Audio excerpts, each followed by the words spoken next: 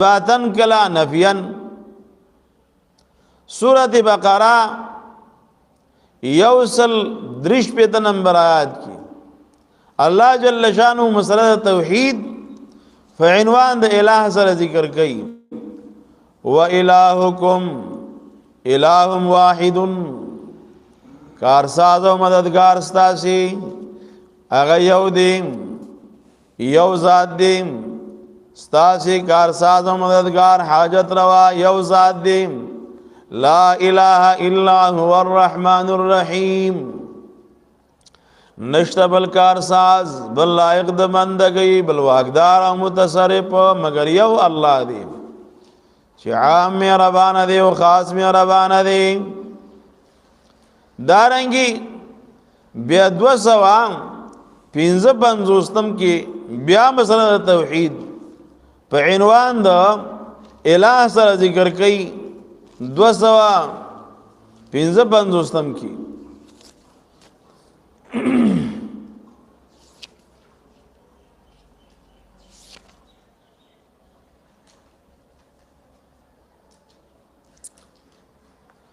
اللہ لا الہ الا هو الحی القیوم.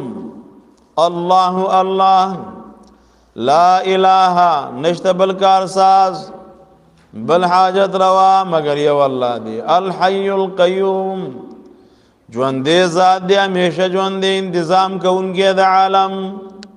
دارنگی سورت آل عمران اتلسم نمبرات کے دا مسئلہ ذکر کئی پہ عنوان دے الہ سرا شہید اللہ انہو واللسم نمبر آیات اتلسم انہو لا الہ الا ہو والملائکت وَأُولُو العلم قائما بالقسط. شہید اللہ پیسل کرد اللہ دا دی خبریم لا الہ جنشت بل الہ بل کارساز بل حاجت روا مگر یو اللہ دی. دارنگی سورت نساء یوصل واللسم نمبر آیات کی سورت نساء یوصل واللسم نمبر آیت کی مسئلہ توحید فعنوان دا الہ سرا.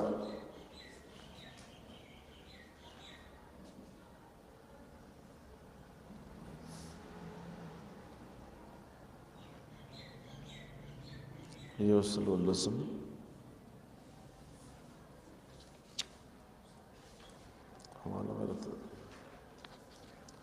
دارنگی سورت توبہ یو درش سورت رعد دویم نمبر آیت سورت رعد بیشپک دشتم نمبر آیت سورت نحل دویم بیو 50 سورت ابراہیم 52 سورت بنی اسرائیل یوصل یولسم. دارنگی سورت کہف اتدرش بیا سورش پیتا. دی سورتنو کی دین علاوہ مسئلہ توحید پہ عنوان دا الہ سر ذکر دا. بے مسئلہ دا معنی دا الہ ستوئی نو قرآن کریم مختلف زینو کی ذکر دا. خو یو کم 50 دا سورت نمل نواقل ترم 15 پیتا پوری چی دا الہ معنی پا کم انداز باندی ذکر دا چی الہ چاہتا وی نو دیر خوندور انداز دے دیر مزیدار. سورت نمل یو کم شپیتم نا تر 15 شپیتم پوری.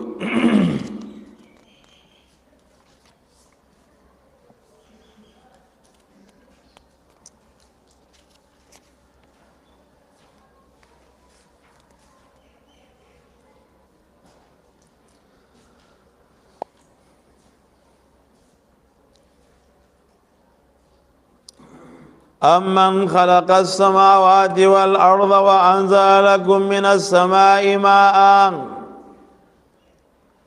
آیا هغه ذات چې پیدا کړی دی اسمان او زمکا وَأَنزَلَ لَكُم مِّنَ السَّمَاءِ مَاءً اور استاسد بارا د